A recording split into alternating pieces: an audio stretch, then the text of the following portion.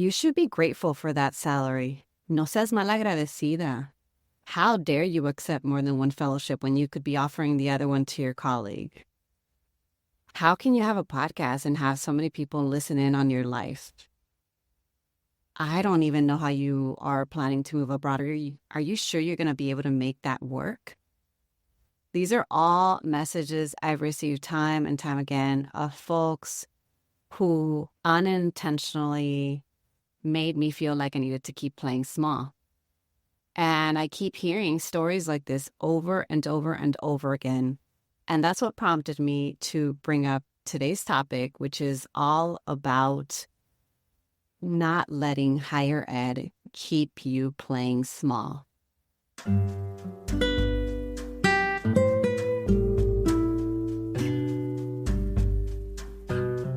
Welcome to the top global ranked and award-nominated Grad School Femtoring Podcast, the place for first-gen BIPOCs to listen in on conversations about grad school and growth. In this podcast, you'll learn about all things higher education, personal development, and sustainable productivity. This is Doctora Yvette Martinez-Vu, and I will be serving as your Femtor, providing you with tips and tricks and everything else you need to know to successfully navigate grad school and beyond. For over 14 years, I've been empowering first-gen students of color along their personal and professional journeys, and I'm really excited to support you too.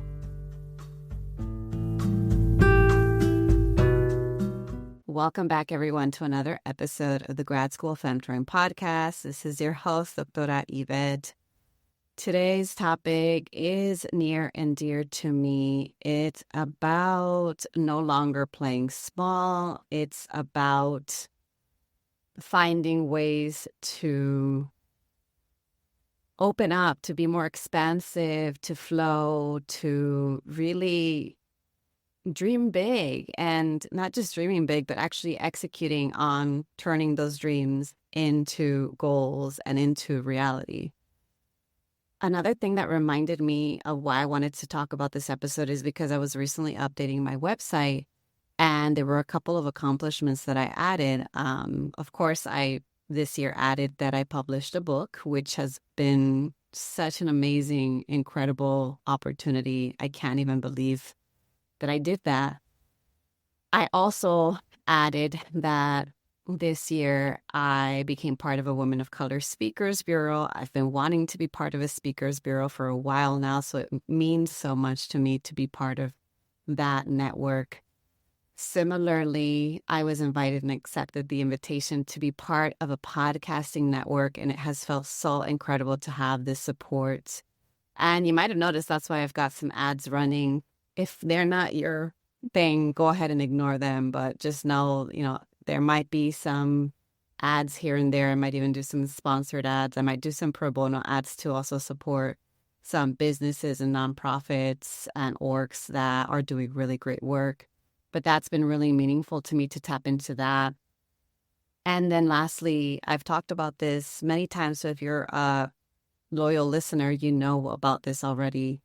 I am finishing up later this year a coaching certification program for all BIPOC folks, and it has been such an amazing experience. And I just feel like I keep growing. Like my potential is growing, my reach is growing, my impact is growing, and all of this happened because I dared to not play small. I dared to be courageous and to not listen to other people and their fears and their concerns. And instead, I tapped into my intuition and what felt really right for me.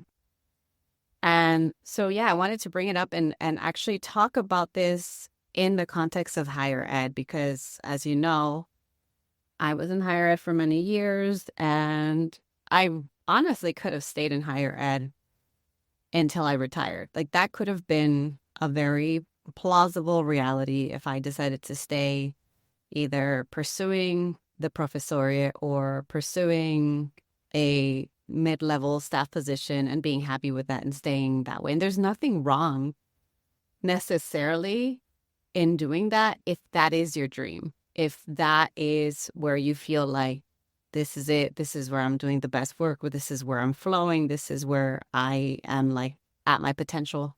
If that works for you, great. For me, I felt there was something bigger and better for me. And I always felt like this isn't quite it. This isn't quite it. And I truly wondered, I thought, am I always going to be unhappy? I remember asking my husband so many times, just breaking down in front of him and asking him, am I ever going to be truly happy? Because I keep pursuing the next thing and the next thing and the next thing. And I still just didn't feel it. And I'm so grateful that I kept listening to that voice in the back of my head that was telling me there's something better out there. And of course, the grass is always greener. So I will admit that there are challenges in any field, in any career. You get to choose your heart, but I'm so grateful that I chose this heart, because this heart, which by that I mean entrepreneurship, homeschooling, doing my own thing, has been so much more gratifying. I have experienced so much more joy and ease and just feeling really good about where I am in my life, despite everything else going on. Of course, like I've mentioned time and time again, life is life and life happens, and I still deal with pain, and I still deal with grief, and I still deal with, life challenges that we all deal with, but I'm at a much better spot now. And it is thanks to me listening to that voice. And like I said, not playing small. So what are the factors that are keep you playing small? What are the things that might be holding you back from tapping into your potential? Let's talk about it in higher ed. Higher ed is full of scarcity thinking. It's that thinking that there is not enough to share, that is not enough to go around, that there's only so much out there, and that you need to do as much as you can to get your little piece of the pie. So much scarcity thinking. How does this show up? Like, what is a manifestation of scarcity thinking in academia? Well, higher ed, unfortunately, is not well funded. Just like a lot of different types of education is not well funded. So as a result, that means there's literally less resources to go around. So it's not coming from nowhere. It's a tangible reality. So that means there's limited funding, limited positions, limited tenure track jobs. That increases that sense of competition. There's this feeling of like you have to do all the things that you're expected to do, otherwise you're going to fail. By that I mean also there's this publish and perish mentality, and all of that, different forms, different manifestations of scarcity thinking. This is especially impactful, and not in a good way. It especially hurts first gen BIPOC folks, because not only are we dealing with the realities of scarce resources in higher ed, but we are coming in already probably with less resources than others. Yes, of course, we have access to cultural capital. We have access to each other. That's wonderful that we have our own assets, that we have things that make us amazing. We have our own strengths.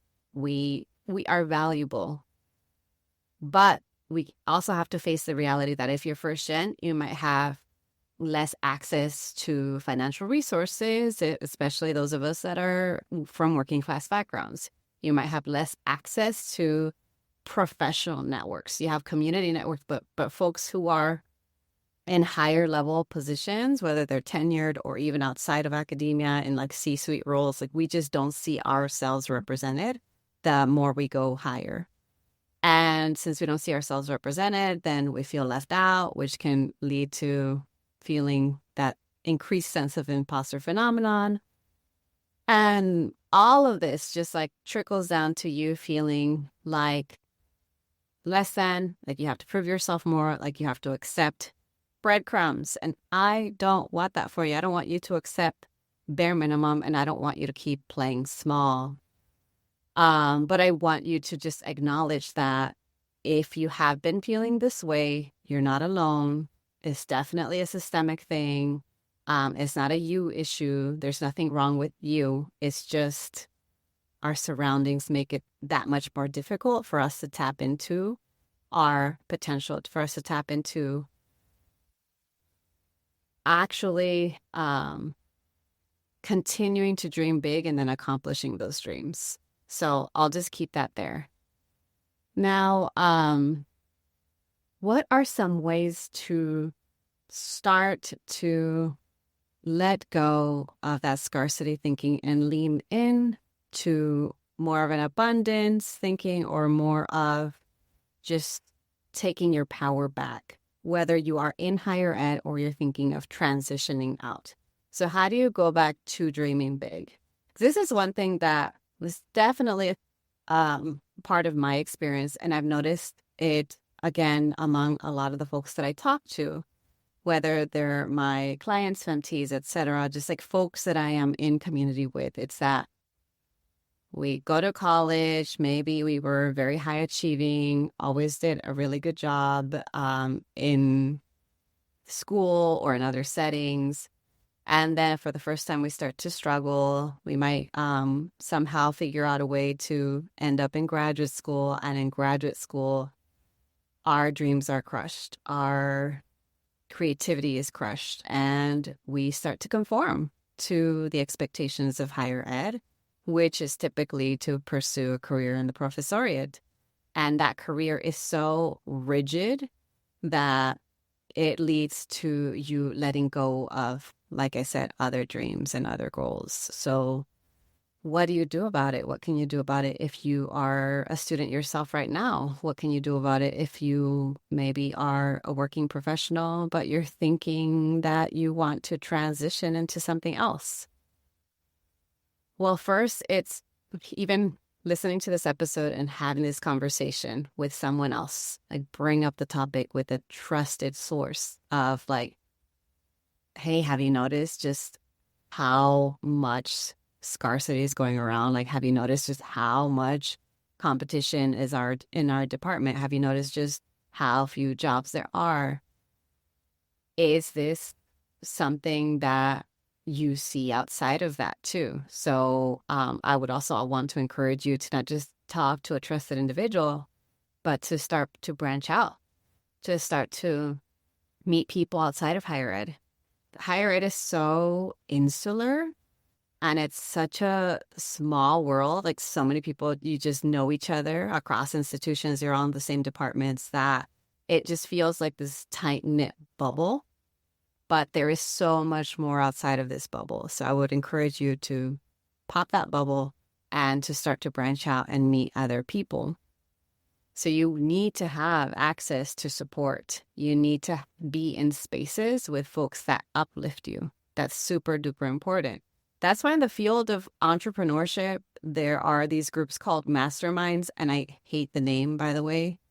But masterminds is really just a space, a shared space with other folks who have very big goals just like you, and y'all are all figuring it out together.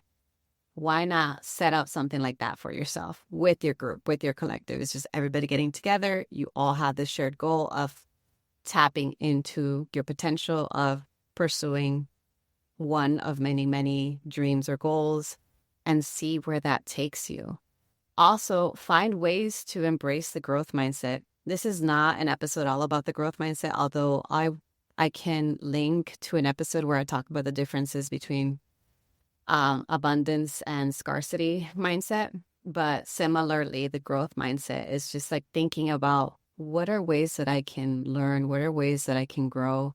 And I will tell you this, I did not land all of these opportunities and these accomplishments this year because of something that I did quickly or overnight. There's no such thing as an overnight success. It's many, many years in the making, and it's many, many years of baby steps.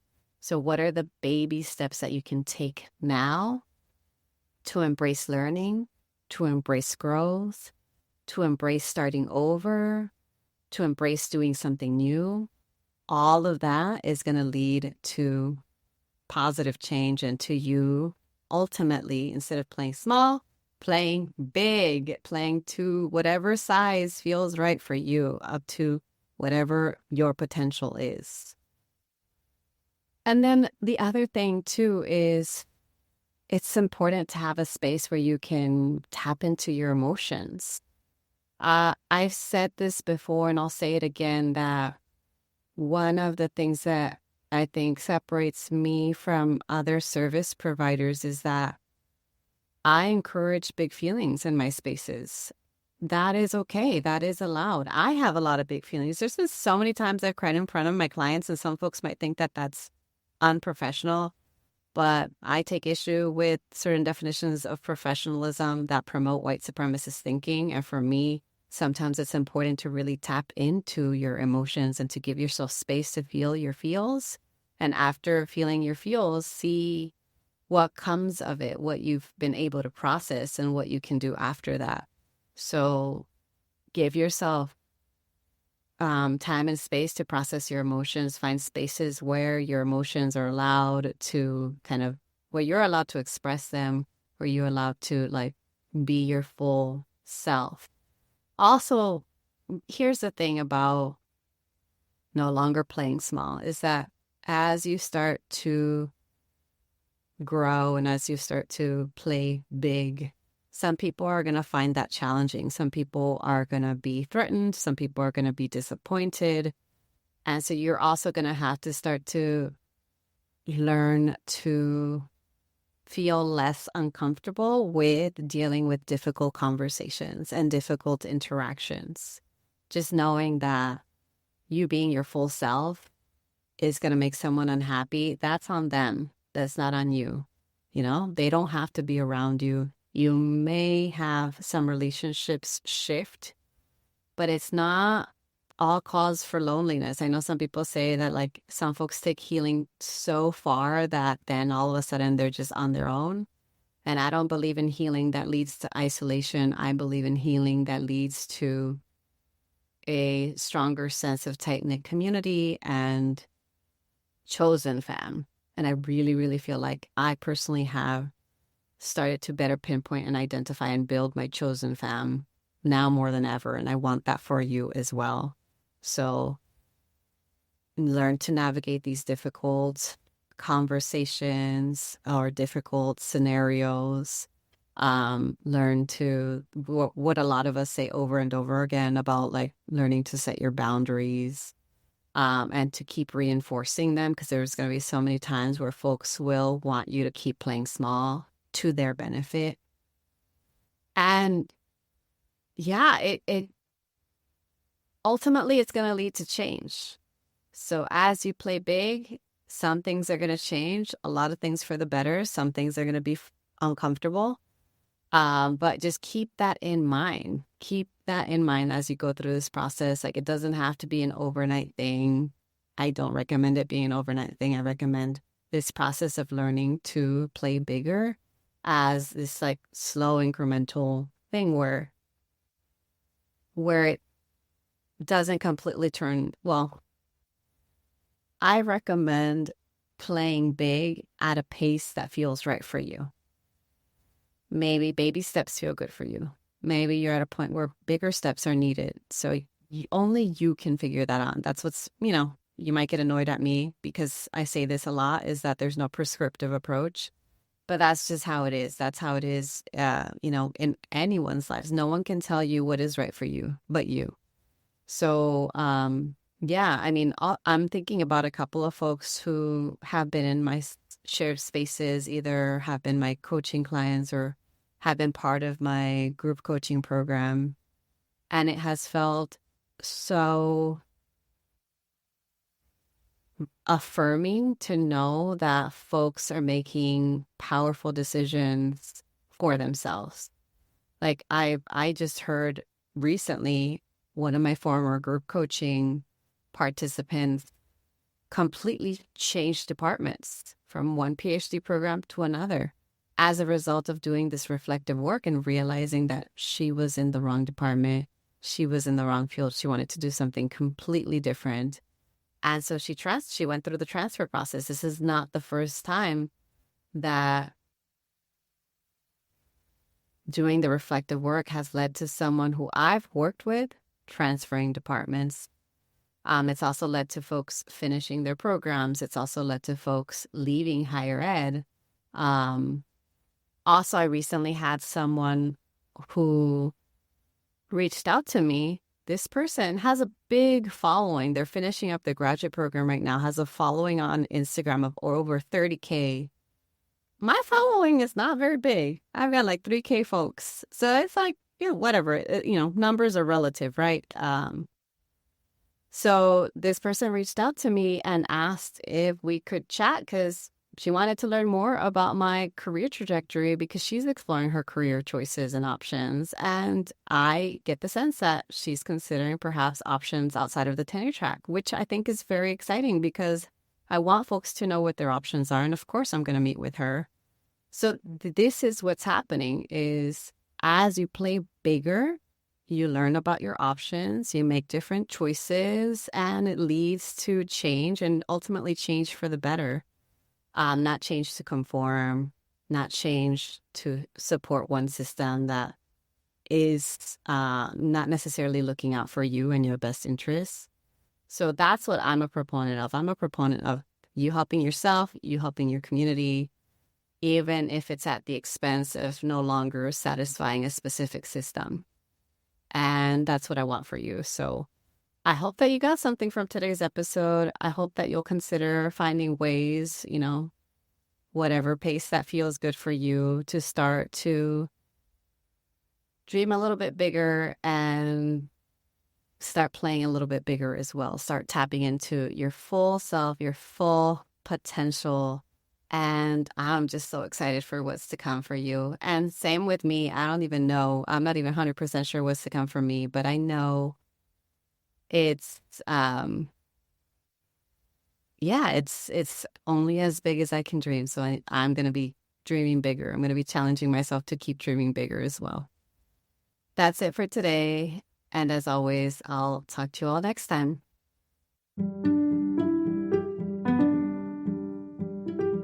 Thanks so much for joining me in the Grad School Femtoring Podcast. If you like what you heard, here are 4 ways you can support the show. The first is to make sure you're subscribed and leave a review on Apple Podcasts. If you email me a screenshot, I'll send you a surprise freebie. The second way is to get your copy of my free Grad School Femtoring Resource Kit, which includes essential information to prepare for and navigate grad school. You can access it at the link in today's show notes. The third way to support my show is to follow me on social media. You can find me on Instagram with the handle @GradSchoolFemtoring and on LinkedIn by searching my name. The last way to show your love is to order a copy of Is Grad School for Me, my graduate school admissions book for first-gen BIPOCs. Thanks again for listening, and until next time.